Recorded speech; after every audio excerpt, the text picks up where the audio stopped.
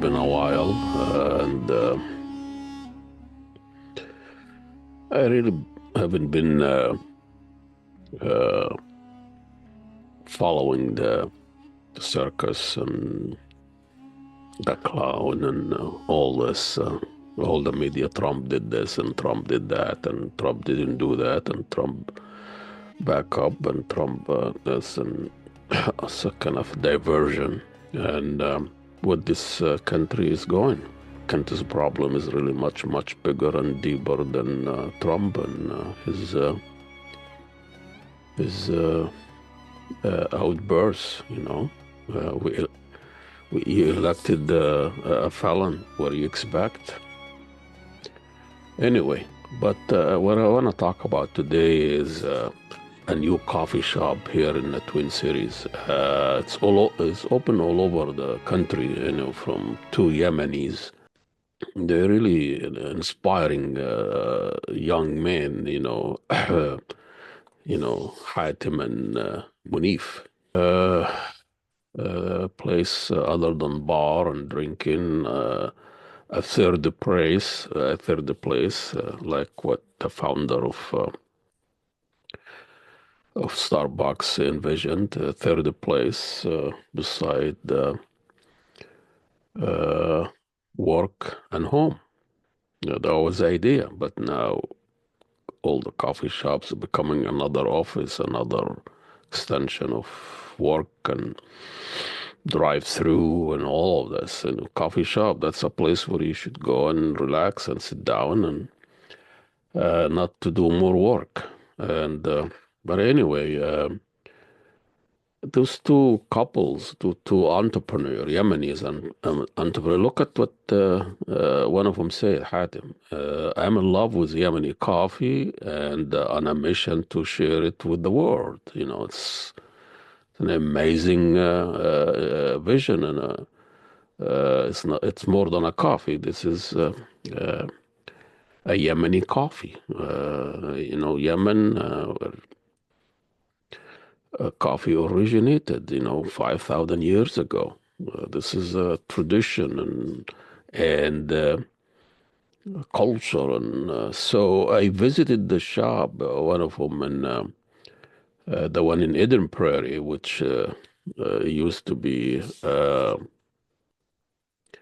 an old first Starbucks. And it's an amazing place. It's a modern place where you walks in, you see any modern, places, electronic check-in and menu flashing, electronic menu on the wall and all of this. But don't let that fool you. Once you go over that modern shock, now you see the, the story, the Yemeni story, the tradition, and opening a Yemeni coffee shop in this time where it's Yemen in the news, bombing and Houthi and rockets, and everybody's bombing Yemen, from Emirates, Saudi Arabia, Israel, Americans, and Egypt. Everybody's bombing Yemen now. And so it's not an ideal time for opening a Yemeni coffee house, but it is there, and it's so crowded. And they opened, I think, in Ramadan, and it was lines. People came after iftar, and there was lines, like hundreds of people coming in to just relax and celebrate Ramadan and sit down. That place open until 1 o'clock in the morning. There is no other place. Only place you can go after 6 o'clock or 7 o'clock is bars and drinking. But this place is open until 1 o'clock in the morning, and you can have Yemeni coffee. You can have pastry, yeah, and so I've been going there a few times and trying to kind of figure that place out. And Most of coffee shop people go with a friend or go with their laptop. This place, you go there to find that friend. You always find somebody smiling, come to your table, say hello, how you doing? You do your show, yeah, that kind of things. When you go to Starbucks or you go to Caribou, you read on the coffee shop, on the coffee cup, things like life is too short to stay awake, that kind of just do it, Nike, spirit and do things and human doers, and you have to do things, you have to produce things, and you have to be awake, and you have to be on a laptop, and you have to, just the idea of industrial production culture at the Qamaria. That's the name of the place, Qamaria. And I think Qamaria comes from Qamar, maybe. I haven't really asked that. So something moony or something in the moon. I might be, don't quote me on that, but Qamar, which in Arabic means moon. So Qamariya means you figure that out. But anyway, so you go to this place.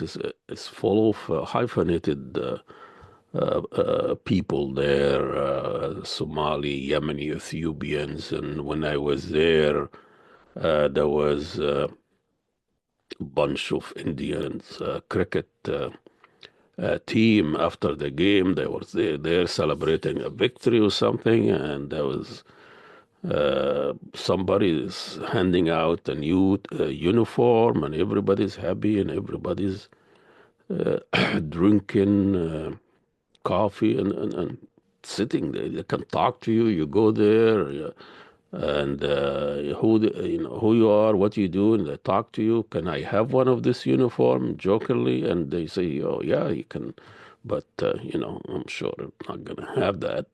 This is cricket, and this is a game that is popularized by the British in India and Pakistan and all of this. And then you go to there and you order your coffee. Here is a coffee. You drink in a Yemeni coffee that has the Yemeni flavor, cardamoms and esher and all this flavor that you grew up with. Cardamom, we always drank our coffee or Turkish coffee, espresso. There is a cardamom in it. And you stand in there in line, and you be served by a Somali barista, and you can see they offer a pastry, different variety of pastry. You can see the Somali Sambous peacefully, among the Italian and French pastry, sweets, and something harmony about this place. And and then you sit there on a cushioned couch and that has pillow, something relaxing. Something gives you the feeling they can sit there for hours. They can actually take a nap there. It's not like all this is the design, coffee shops design that you can sit there for a while and you just leave. That gives you a feeling that you are there for work, not just to relax and and take a nap. The bathroom, the bathroom door. You see on coffee shops and places sign of all genders, and you see picture of three, four different shape of human and body, that men and women. That's all the gender you have on the Qamaria bathroom's door.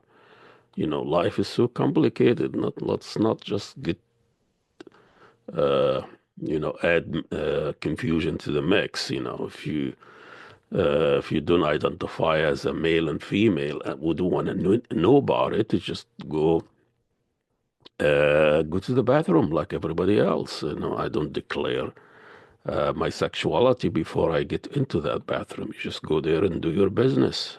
So simplify, but some of the other coffee shop or places you have I've seen on some of those signs on the bathroom, look, 4 or 5 different shapes uh, of genders. We don't know what was that necessary. Yeah, you have all this sign for all these genders, and then but another sign next to it. They say customer only.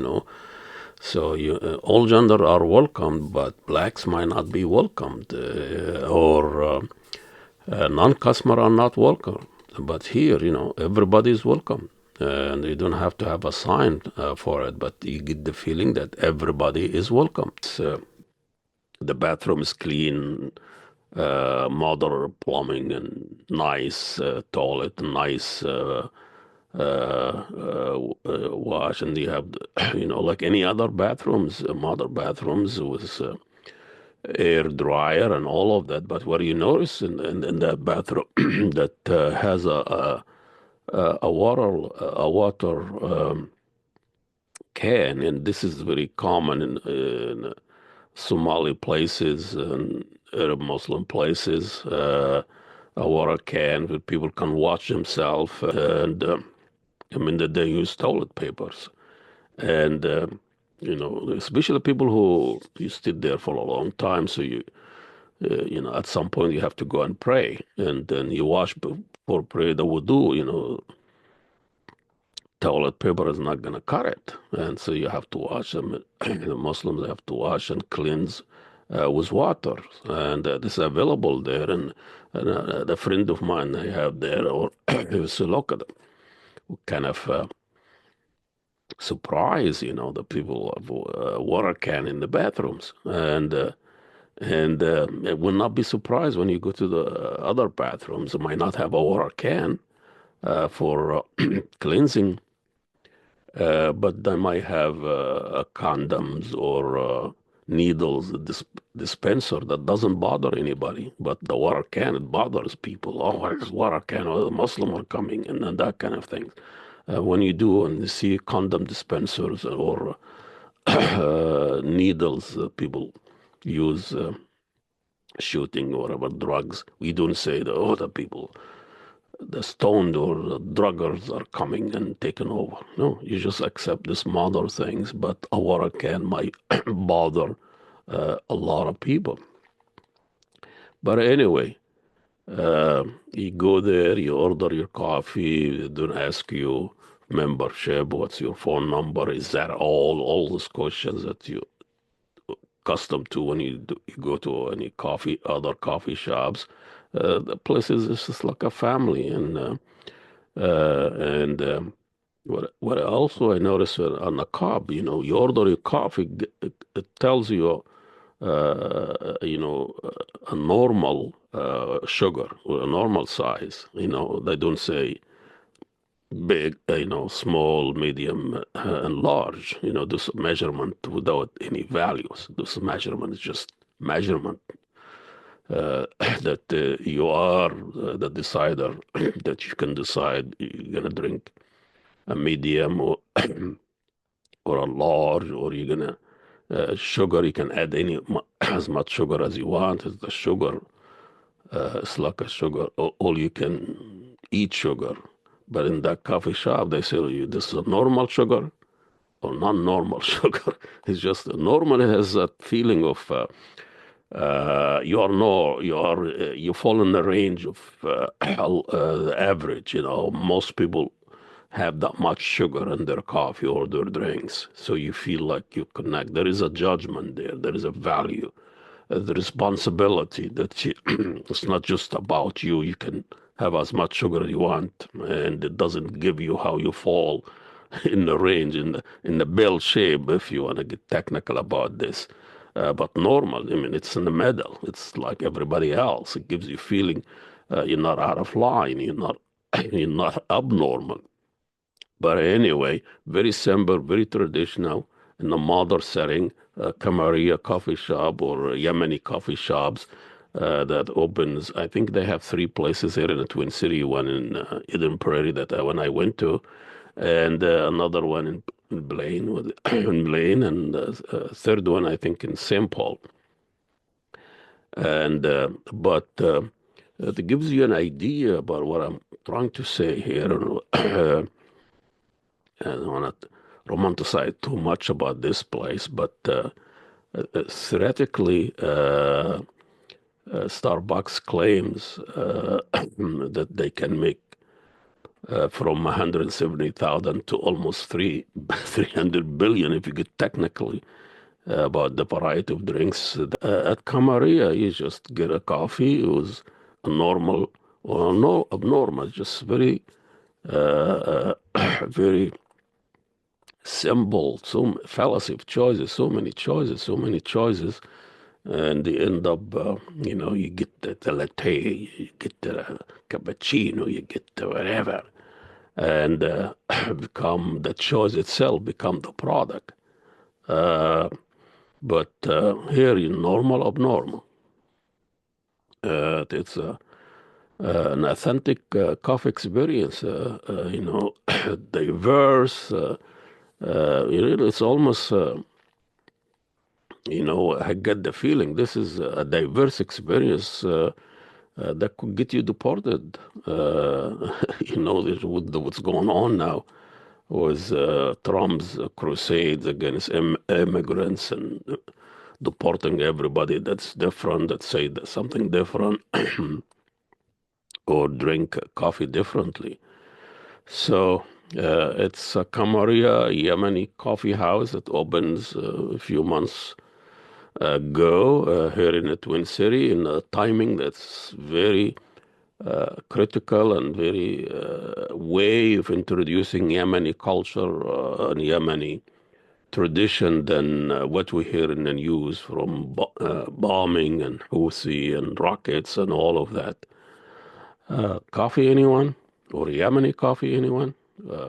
That's all I have to say today. And I will see you next week, and check our website and support our work, and let us know what you think. See ya.